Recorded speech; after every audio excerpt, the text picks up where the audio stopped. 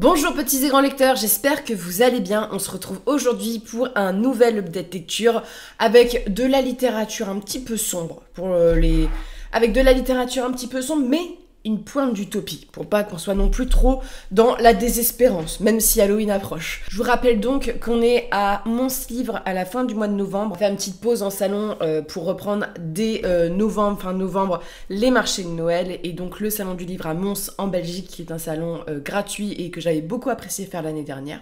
Et aujourd'hui, je vais vous présenter 3 lectures qui sont toutes très différentes, hein, même s'il y a un livre qui mélange un peu nouvelle et littérature. 2 livres avec une très belle esthétique, c'est pour ça que je vais vous les montrer un petit peu. Commençons par l'utopie, commençons par quelque chose de pas trop violent, avec Koiné, donc de Mélanie Fievé, c'est chez La Volte. Alors c'est un texte que je me suis acheté à Hypermonde, parce que j'aime bien leur petite collection Utopia, qui est une collection qui vise à parler d'utopie et de système mondial. C'est des contextes de société idéale qui sont présentés.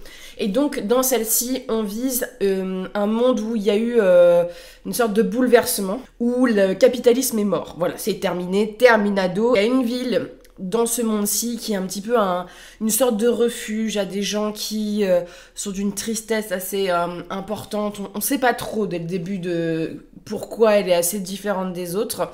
Et il y a une catastrophe qui va s'annoncer, catastrophe qui arrive vers la fin, donc je vais pas trop vous spoiler. Mais c'est une ville où les gens ont connu pour la plupart l'avant-révolution et qui doivent s'habituer un petit peu à ce nouveau monde, et où une personne a disparu. Voilà, on a plusieurs personnages, mais une personne a disparu, a laissé une lettre et est partie, explique un petit peu pourquoi, et les personnages n'expliquent pas pourquoi cette personne est partie, donc c'est difficilement compréhensible pour eux. Le texte que j'ai aimé pour son côté, on voit des gens qui ont connu cette révolution et qu'est-ce que ça a comme impact, un changement de société aussi fondamental, qui essaye de se reconstruire, et c'est extrêmement difficile. Et voilà, c'est un texte très court. Il y a la place du chant qui a une grande importance dans cette société-ci. Le problème, c'est que la 4e, elle spoil beaucoup. C'est-à-dire que la catastrophe, elle arrive quand même très à la fin. Peut-être un peu trop court et un peu trop, parfois, faut avoir les clés de lecture et que tu les as pas toujours pour le coup. Il y a des moments, j'étais en mode, ça va vers où je comprends pas forcément. C'est assez touchant, mais c'est loin d'être celui que j'ai préféré dans cette collection-ci.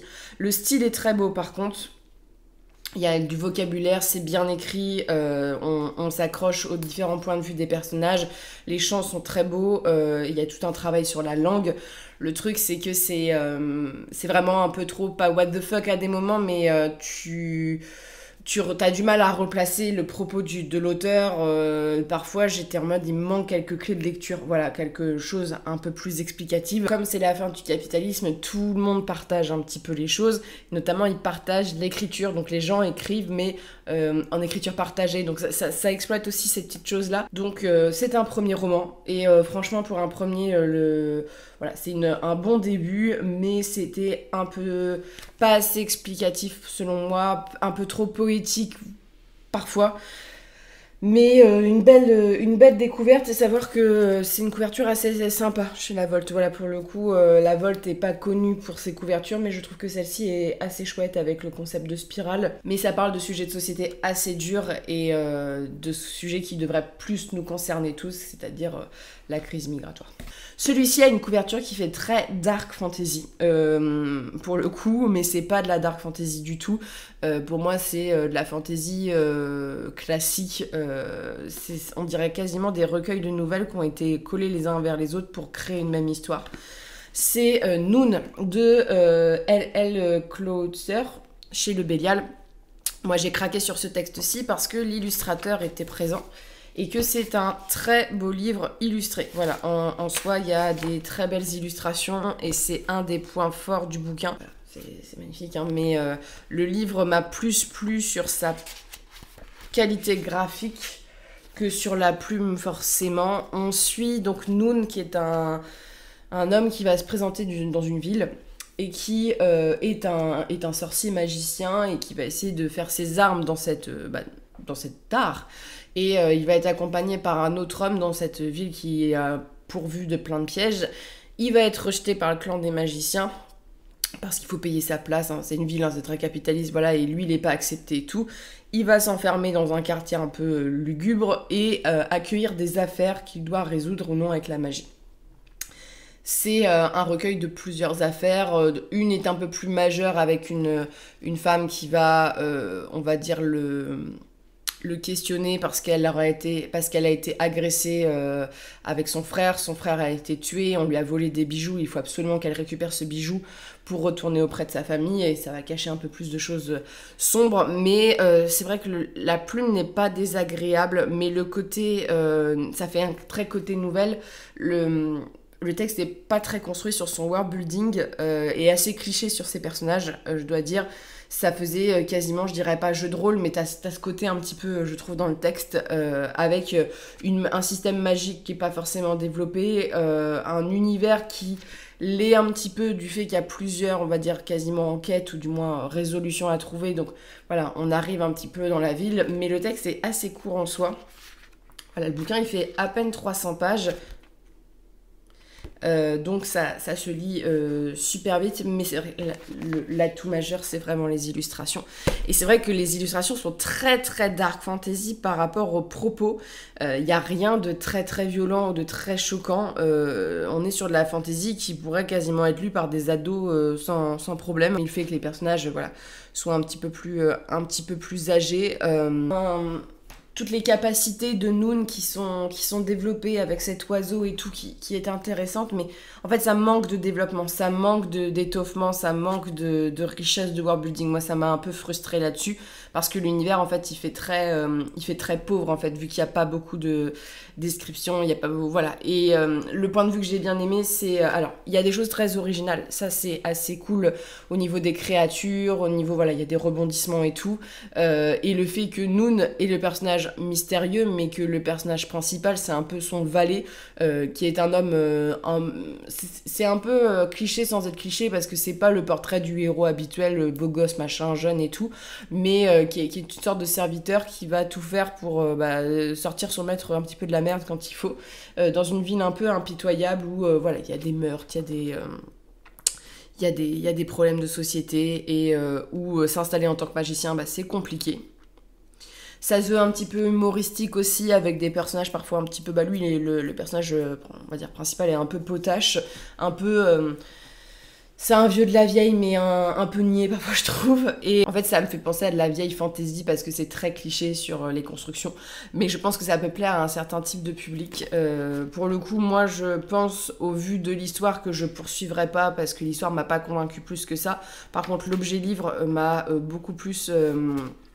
convaincue que ça soit sur les... En fait, moi, j'aime bien les dessins crayonnés comme ça. Je suis assez friande. Et c'est vrai que s'il n'y avait pas eu les dessins, je n'aurais pas trouvé un intérêt particulier. C'est en couleur un peu surréaliste parfois. Vous imaginez, il y a des monstres qui descendent des plafonds et tout. Pour moi, ça manque d'étoffement. C'est pas le genre de fantasy. Moi, quand je lis de la fantasy maintenant classique, il me faut un univers quand même très fouillé parce que sinon, j'ai l'impression de lire des choses que j'ai lues 40 fois et des choses qui manquent vraiment d'étoffement et qui manquent vraiment de world building. Là, c'est de la fantasy, quasiment fantasy détente. Tu lis ça un soir entre deux grosses lectures un peu difficiles. Voilà, ça, c'est assez léger, ça se lit bien, c'est pas trop sombre et les aventures s'enchaînent plutôt bien. Mais je pense que c'est simplement pas le genre de fantasy que j'apprécie particulièrement. Et enfin, un très très beau livre aussi. J'ai lu Lilith donc de George MacDonald chez Calidor. J'ai lu Lilith parce que, bon, déjà, il m'avait tapé dans l'œil pour Halloween, c'était clairement dans la bonne direction, on va dire. Et c'est un livre assez beau, pour le coup. Hein, vous savez, Calidor a des illustrations. On aime ou on n'aime pas le style. Voilà, là, les illustrations étaient plutôt ok pour moi. C'est pas celles que je préfère de leur catalogue. Mais le livre est un joli livre. La couverture est très très sympa. Et on suit donc un auteur qui est une des inspirations de C.S. Lewis et de bien d'autres. Je vais accenter sur C.S. Lewis, donc l'auteur de Narnia, parce que quand tu lis ce livre, je trouve que tu as une vision de Narnia qui peut changer de genre. Moi, il y a des choses où je comprends pourquoi Narnia a été écrit comme ça. D'une certaine manière, des inspirations, même la figure de Lilith me rappelle un petit peu la figure de la sorcière blanche. Donc c'est un texte qui est fondateur. Donc MacDonald, il est né en 1824, il est mort en 1905. Il est un auteur qui a écrit pas mal de choses. C'est un des nombreux textes fondateurs de la fantasy moderne et c'est un pasteur. Et c'est intéressant de le dire parce que ce livre est donc de la fantasy biblique d'une certaine manière, hein, parce que on est sur une fantasy qui est très empreinte de religion. Et c'est une chose très importante parce que ça va avoir un impact sur ma lecture, notamment la deuxième partie m'a beaucoup moins convaincue par son côté beaucoup trop religieux. Et que ce qui est intéressant parfois, c'est que la religion est bien réinterprétée. Il y a des bouts de la Bible qu'on retrouve à noter dans les notes pour faire des références vraiment à chaque fin de chapitre, par exemple. Alors Lilith, de quoi ça parle ?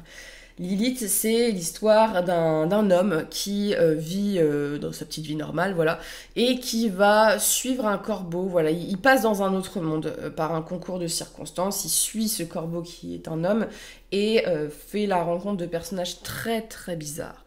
Et l'homme lui dit que pour sortir de ce monde, il doit trouver un sens. Et ça va le mener à une quête de sens, une quête d'aventure dans cette contrée très étrange, très sombre. On va traverser plein de paysages. C'est un texte très intéressant. Dans sa première partie, on va dire jusqu'à la rencontre avec le personnage de Lilith, parce que on est sur une ambiance extrêmement glauque. Alors moi je l'ai vraiment lu comme quelque chose de très glauque parce que on le voit très très vite. On est dans un monde où il y a des moments où on est clairement avec plein de cadavres, une ambiance très glauque de mort. Hein. Il y a une scène avec une femme où les gens sont couchés et il y a des linceuls sur eux. Voilà, c'est très particulier. Il y a des danses macabres aussi et tout. Et on est parfois sur d'autres mythologies. On a des espèces de petits peuples et grands peuples, avec des grands peuples qui font du mal aux petits peuples, et c'est assez violent et tout, et il y a une espèce de folklore qui se met en place avec... c'est bouillonnant en fait de plein de références, parce qu'il y a des choses qui rappellent un petit peu les folklores féeriques, on va dire, que ça soit de nos contrées, on va dire de l'Europe de l'Ouest, à des choses qui sont plutôt apparentées à la figure de la panthère et voilà, et ce personnage de Lilith qu'on rencontre, hein, parce que ça porte quand même le titre, et c'est vrai que ce royaume de mort, ce royaume de violence où clairement c'est très glauque, hein, parce que on parle quand même de tuer des nourrissons, on parle il y a de la violence explicite, il y a un malaise qui est mis dans le texte qui est vraiment très réussi, il y a une esthétique que moi j'ai adoré vis-à-vis un peu glauque, un peu gothique. Voilà, moi j'ai vraiment dans le sens gothique traditionnel. Moi j'ai adoré toutes les scènes qui sont décrites, cette quête et tout. Le personnage n'est pas désagréable parce que Vane, c'est un personnage qui est pas forcément méchant, qui veut aider son prochain. Et il y a la rencontre avec le personnage de Lilith, qui est un super personnage. Mais le truc, c'est ce bouquin, c'est pas qu'il a mal vieilli, mais le texte devient très religieux après. Et Lilith, bon, c'est un personnage hyper glauque, hein. Elle tue des enfants, elle a refusé, vous savez, de se marier avec Adam et de devenir libre. Donc c'est un peu la reine des démons dans tout ce qui est fantasy, dans tout ce qui est Bible et tout. Et il y a toute une quête forcée de rédemption de ce personnage-ci, où on dit que c'est une mauvaise femme et tout. En fait, quand elle explique sa vie, quand elle explique tout, c'est juste une femme qui veut sortir du carcan du joug du mariage et de son mari, qui ne veut pas être asservie par la religion et tout. Et en fait, en tant que femme moderne, t'es en mode... Bah, Lilith, en fait... Bon, à part tuer des nourrissons, ça on le valide pas, est assez violente, mais je le comprends, le personnage, en fait. Et donc, ce qui est reproché au personnage, c'est un peu ce pourquoi les femmes se libèrent aujourd'hui. Donc, c'est assez drôle à voir. Mais à partir de ce moment-là, ça prend un tournant religieux très fort contre les femmes qui essayent de sortir du carcan de leur mari. Il y a quand même des paroles qui sont dites par le personnage où il lui répète qu'il est là, elle est là pour servir Adam, qu'elle est là uniquement pour ça. En plus, à un moment, il fait une référence, je crois, qu'elle vient de sa côte et tout, alors que c'est une faute de traduction, ça n'a jamais été écrit dans la Bible. Mais comme beaucoup de choses, les hommes ont réinterprété comme ils voulaient les textes, hein. Ça, c'est le gros problème avec les textes religieux. Et donc, ça prend ce tournant très religieux, très... comment dire, très punitif, très moraliste, que j'ai eu beaucoup de mal à accrocher. Le personnage principal, voilà, va après dans un côté où je suis en mode, bon, je vois la moralité, voilà, et ça questionne pas mal de choses sur la religion. Donc vous voyez le lien quand même avec Narnia, qui, je le répète, pour ceux qui n'ont pas lu Narnia, du moins les livres, le dernier tome, on apprend que Suzanne ne pourra pas aller au paradis parce qu'elle se maquille et qu'elle embrasse des garçons. Donc voilà, on est sur ce même truc, ce même trope très moralisateur que Tolkien, par exemple, n'a pas forcément dans ses textes. Et donc, forcément, moi, ça m'a un peu déplu quand le personnage principal, Maléfique, est un personnage auquel je comprends plus les arguments que les personnages positifs. Mais en même temps, c'est un texte qui est très... qui est très intéressant, je pense que même si tu es chrétien, parce qu'il y a beaucoup de références à la Bible et je pense que la façon dont c'est réinterprété, ça peut être intéressant. Et moi, j'étais assez soufflée par le fait que l'auteur arrive à placer des concepts aussi religieux dans son texte et vraiment à mettre des bouts de phrases et tout. C'est assez intéressant à suivre. Et en parallèle, il y a tellement une belle esthétique en fait, la première partie est tellement bien au niveau fantasy et tout que ça serait dommage de le cantonner avec une fin qui m'a moins convaincue. Mais c'est un texte à ambiance, c'est un texte à visuel et c'est un texte qui est tellement... qui mélange tellement de choses différentes, qui mélange... ça fait un peu parcours de voyage et ça m'a rappelé, et c'est bizarre que ça m'a rappelé ça m'a rappelé un peu l'Histoire sans fin. Parce que pour ceux qui ont lu l'Histoire sans fin, ça s'arrête pas forcément là où vous avez vu les films, et ça continue, on a du voyage où le personnage va rencontrer va aller dans un endroit et faire face à plusieurs épreuves. On a un peu ce côté-ci. Et le personnage va trouver une quête de sens. Voilà, on parle aussi beaucoup du deuil dans le texte. L'image du deuil est un peu en filigrane tout au long et c'est assez touchant. Et c'est vrai que la mort dedans, elle est extrêmement stylisée, elle est extrêmement belle d'une certaine manière. Il y a une vraie esthétique. Et c'est vrai que s'il n'y avait pas eu le côté Lilith... reviens sous le joug d'un homme et obéis et tais-toi, j'aurais peut-être plus apprécié, on va dire. Mais ce qui est aussi intéressant avec cette édition-ci, c'est que à la toute fin, vous avez une postface où on explique un petit peu l'histoire de cet homme, donc de George MacDonald. Le fait aussi, alors moi ça me fait toujours rire avec les biographies, parce que ça je l'ai vu avec Lovecraft et je l'ai vu avec La fille du roi des elfes que je vais vous présenter prochainement, c'est que les biographies il y a quelques années, des premiers textes d'imaginaire, sont souvent bourrés de fautes, donc ils recorrigent pas mal de choses sur un peu la vie de l'auteur, sur ce que ça a eu comme répercussion sur la fantasy. Et après ils te montrent des dessins, des représentations qui sont inspirées de Lilith, ou du moins qui sont inspirées un peu de l'ambiance du texte. Mais j'ai beaucoup, alors faut dire ce qui est, même moi qui n'ai pas très religieuse, j'ai beaucoup aimé par exemple la figure d'Ève, qui est une figure assez très très chrétienne, hein, pour le coup très très sage, mais le rôle qu'elle a dans ce texte-ci, je l'ai trouvé hyper intéressant parce qu'elle a un rôle actif, elle a un rôle c'est un personnage qui est beaucoup plus intéressant que d'habitude, beaucoup plus creusé que d'habitude.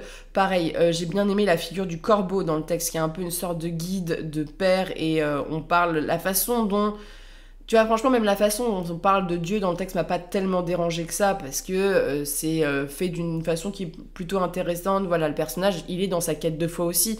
Donc voilà, c'est intéressant de le voir. C'est vraiment tout le discours de Lilith, où il faut qu'elle s'affranchisse, il faut qu'elle présente ses excuses, il faut qu'elle revienne sous le joug, et ça se fait de façon en plus hyper cruelle et violente.